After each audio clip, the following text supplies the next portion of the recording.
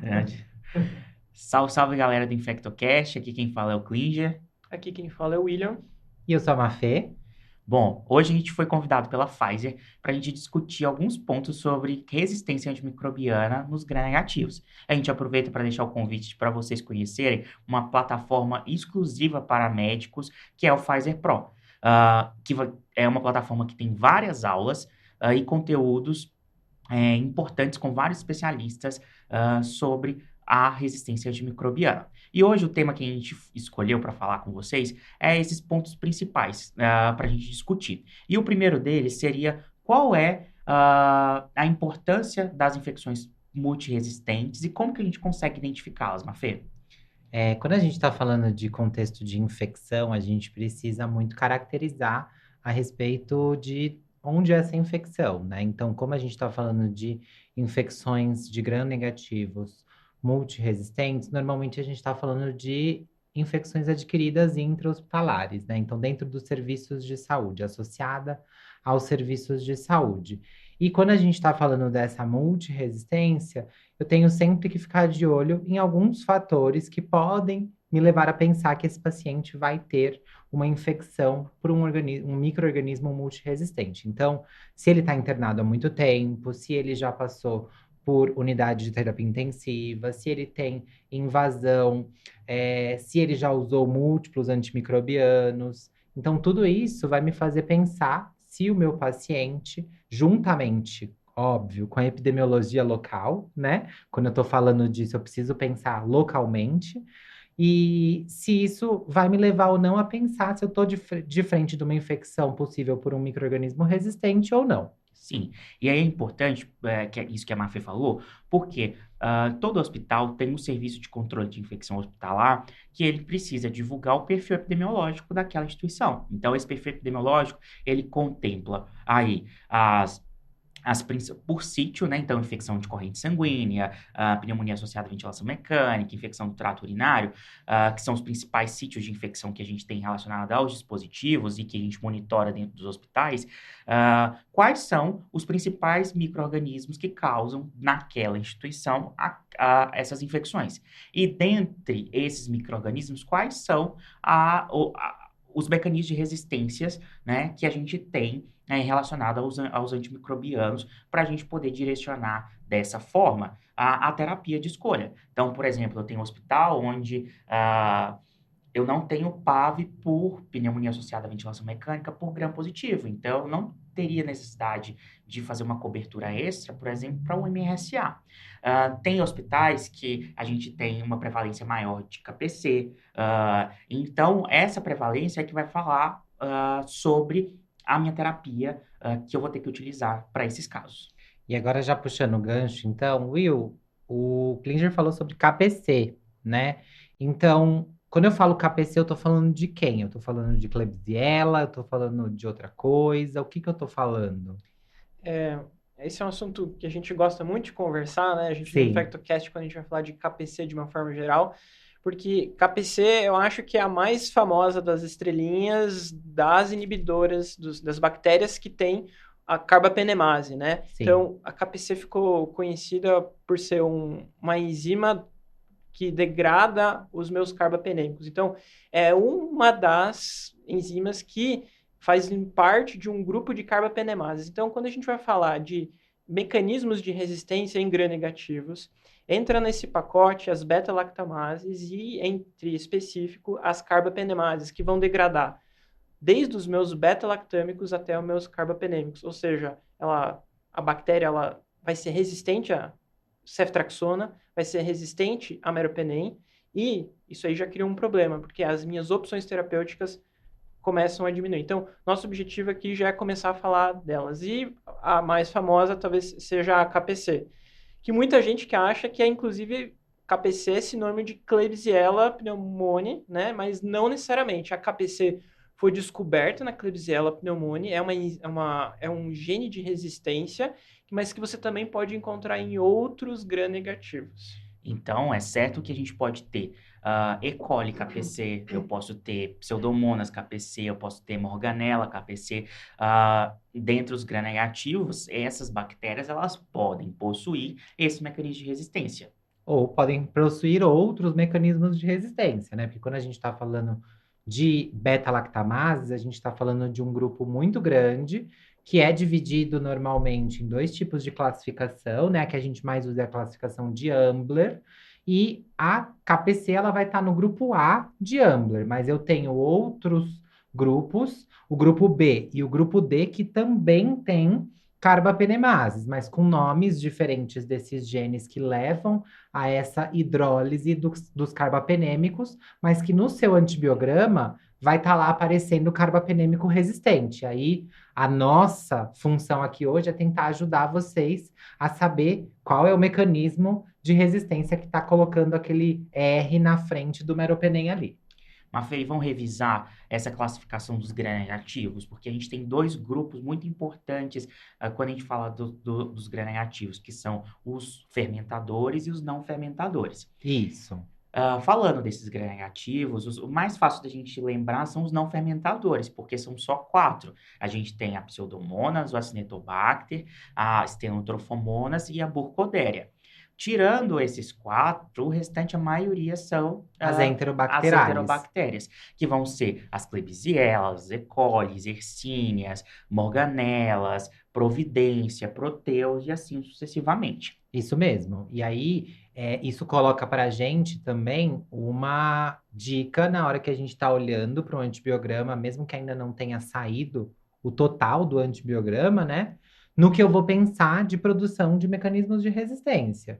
Então, quando eu estou falando de enterobacterales, eu estou falando de um grupo que, se for carbapenêmico resistente, tem grandes chances disso ser uma carbapenemase. Diferentemente do que quando a gente está falando, por exemplo, de não fermentadores de glicose, principalmente pensando aí na Pseudomonas e no Acinetobacter, né? Que vão ter aí outros mecanismos de resistência que geram a hidrólise dos carbapenêmicos. Na verdade, nem vai ser uma hidrólise, mas vai ser a resistência, né? Como, por exemplo, bombas, porinas, que são outros tipos de mecanismos, né? Exato. E aí, quando a gente está falando de resistência antimicrobiana, a gente precisa pensar nessa questão local, mas no Brasil, os últimos dados que a gente tem, que saíram no boletim epidemiológico agora de janeiro de 2024, avaliando micro-organismos resistentes aos carbapenêmicos com distribuição de 2015 a 2022, essa foi uma análise feita retrospectivamente, né? Então, que levou em consideração micro-organismos detectados em vários estados do Brasil, sendo os principais recebidos aí de Minas Gerais, Paraná, Bahia, Santa Catarina e São Paulo, né? E aí foram 85.718 isolados bacterianos, avaliando as enterobacterales, o complexo Acinetobacter e a Pseudomonas aeruginosa. E os genes mais avaliados foram o BLA-KPC e o BLA-NDM. Nesse boletim, a gente teve aí que a análise de detecção do BLA-KPC nas enterobactérias, a gente teve de 68,6% e da NDM de 14,4%, sendo aí que de 2015 para 2022, a gente teve uma redução da detecção de BLA-KPC de 74% para 51%, mas mesmo assim, taxas bastante elevadas de detecção de genes de resistência a antibióticos, que são muito importantes quando a gente está falando de terapêutica dentro de infecções relacionadas a serviços de saúde, né, galera? Exato. E é importante a gente relembrar, quem está ouvindo a gente, que quando se trata de resistência aos gram-negativos, principalmente, as beta-lactamases vão ser o principal mecanismo, né, a produção de beta-lactamase. E essa produção de beta-lactamase, eu tenho diferentes tipos de beta-lactamase. Então, eu tenho desde penicililases, que vão degradar penicilinas, eu tenho cefalosporinases, eu tenho as beta-lactamases de espectro estendido, e eu tenho as carbapenemases, que dentro dessas carbapenemases, um dos tipos é a KPC. Isso mesmo. E aí, Will, quando a gente está falando de, basicamente, dessa dificuldade de tratamento, hoje a gente tem os novos antimicrobianos, né? E aí, pensando na ceftazidimab-bactam, ou para quem lê bastante artigo aí, normalmente na sigla CASAV, esse é um antimicrobiano que a gente costuma utilizar quando a gente está na frente de bactérias que são produtoras de carbapenemase, principalmente na KPC, né? Exatamente, é uma indicação formal, né, que a gente vai usar e acaba sendo uma excelente terapia, porque uma vez que eu tenho KPC, eu vou perder todos os meus carbapenêmicos. Junto, eu vou perder todos os meus beta-lactâmicos. Sim. A gente tem que analisar situação por situação, mas as outras opções que vão sobrar podem ser, por exemplo, polimixina B, né, que é um antibiótico nefrotóxico, tem alguns outros efeitos colaterais neurológicos, né, é um antibiótico que tem até risco de causar alguns efeitos colaterais mais graves. Então, é um antibiótico que, assim, a gente usa, mas traz muito malefício junto. Outra opção que também, às vezes, pode estar sobrando para a gente usar para KPC aminoglicosídeo, né, também, se você usa mais que 5 dias, começa a carregar risco de nefrotoxicidade. A gente sabe que, principalmente, os aminoglicosídeos são antibióticos que a gente usa para infecção de corrente sanguínea, geralmente associado a outro antibiótico, infecção urinária, mas não é tão bom para tratar pneumonias, focos abdominais, né? Aquela penetração em tecido não é tão boa. Então, o Casav, dentre as suas vantagens, traz menos efeito colateral. Tem indicação formal para tratar pneumonia, infecção urinária, indicação de foco abdominal. É um beta-lactâmico, a gente gosta de beta-lactâmico. Sim, então, a gente gosta bastante de beta-lactâmico. Então, quando a gente está falando de beta-lactamases, carbapenemases, quando a gente fala de classe A de Amber, KPC, assim, é uma boa opção. E lembrando que KPC, não só KPC Klebsiella, KPC para outros gram-negativos que também tenham. Exato. E a iminência dessas cepas multiresistentes é uma preocupação muito grande tanto mundialmente quanto nacionalmente, porque os antibióticos, a gente não está conseguindo criar novos antibióticos na mesma velocidade que os mecanismos de resistência eles vêm aumentando a prevalência em todas as instituições do mundo. Nesse sentido, é importantíssimo que a gente tenha uma análise criteriosa sobre o uso dos antimicrobianos e sobre essa resistência que eles podem levar. Com toda certeza, e acredito que isso não vale só apenas para dentro do hospital, né? A gente está falando de uso de antimicrobianos que podem levar à aquisição de genes de resistência em vários outros setores que não somente o setor da saúde, né? No agronegócio, dentro da minha questão de como o meu esgoto é tratado. Então, tudo isso pode sim levar a alterações nos perfis de resistência das bactérias, no conceito que a gente chama de saúde única, ou One Health, né? Que é um conceito que vai fazer com que a gente pense de uma forma muito mais global do que somente a minha ação de estar ali prescrevendo antibiótico no hospital. O que é importante, obviamente, né? A gente sempre tem que pensar, e a CCH tá lá, sempre tentando descalonar, pensando melhor, por menor tempo e levando a menos efeitos colaterais, mas a gente também tem que ajudar a pensar para fora desse ambiente do nosso trabalho também, né? E justamente a gente conseguir integrar a saúde animal com a saúde do meio ambiente, com a saúde humana, né? Então não adianta nada a gente ter esse controle se o agronegócio também não realiza, se a gente não pensa como indivíduos que estão fazendo parte de um sistema e que está todo mundo interligado.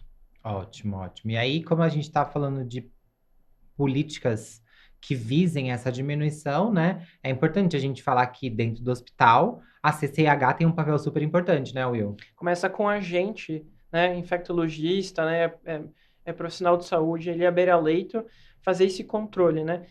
Hoje eu estava vendo um paciente que já tem uma pneumopatia crônica, é colonizado por uma bactéria KPC, e o familiar veio, inclusive, me falar assim, pô, a gente vai tratando o paciente, e no final ele ganha esse ceftazidimab-bactam no final, por que eu já não começo logo com ele? Então, assim, explicar para a própria família, para o próprio paciente, né, que às vezes a gente tem a arma certa para o momento certo. Eu falei para ela, não adianta eu querer matar uma mosca com um tiro de um tanque de guerra, se eu tenho, às vezes, um mata-mosca, né? No final dos contos, o paciente até tinha crescido uma bactéria muito sensível.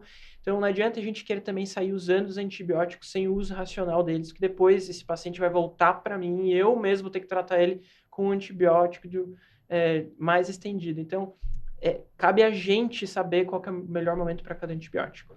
Bom, é isso. Essa é uma série de episódios que a gente está fazendo em parceria com a Pfizer. Não perca os próximos episódios, a gente vai falar de microbiologia. E acesse o canal da Pfizer Pro, que lá tem muito mais conteúdo exclusivo para vocês que nos assistem. Um beijo, pessoal. Tchau, Tchauzinho. tchau.